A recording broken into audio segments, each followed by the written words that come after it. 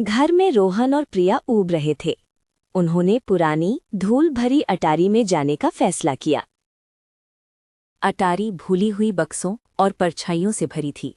रोहन ने एक कंबल के नीचे एक हल्की अजीब चमक देखी।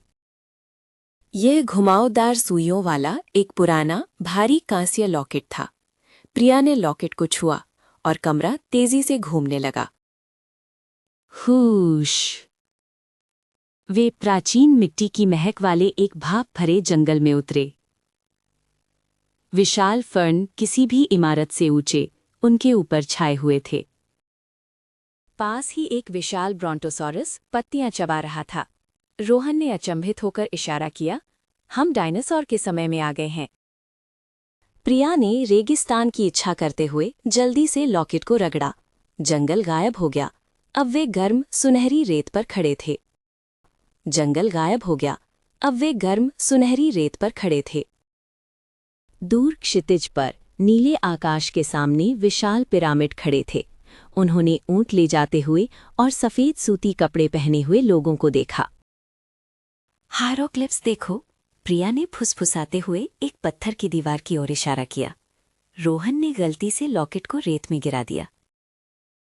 एक घोड़े पर सवार शूरवीर अचानक उनकी ओर सरपट दौड़ता हुआ दिखाई दिया। वे एक महल के शोरगुल वाले आंगन के अंदर खड़े थे। झंडे ऊंचे फहरा रहे थे और महिलाओं ने लंबे सुंदर कपड़े पहने थे। उन्होंने राजा को एक ऊंची पत्थर की खिड़की से नीचे देखते हुए देखा। प्रिया ने लॉकेट को कसकर पकड़ा और एक तेज शोरगुल वाले समय की कामना की। पत्थर का महल ऊंची ईंटों की इमारतों में बदल गया। अजीब डिब्बे ऊंची ईंटों की इमारतों में बदल गया। अजीब डिब्बेनुमा गाड़ियां पथरीली सड़क पर सरपट दौड़ रही थीं।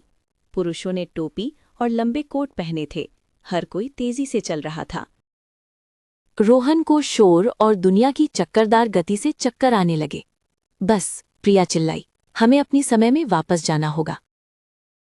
दोनों ने लॉकेट पकड़ा और अपनी आंखें कसकर बंद कर लीं।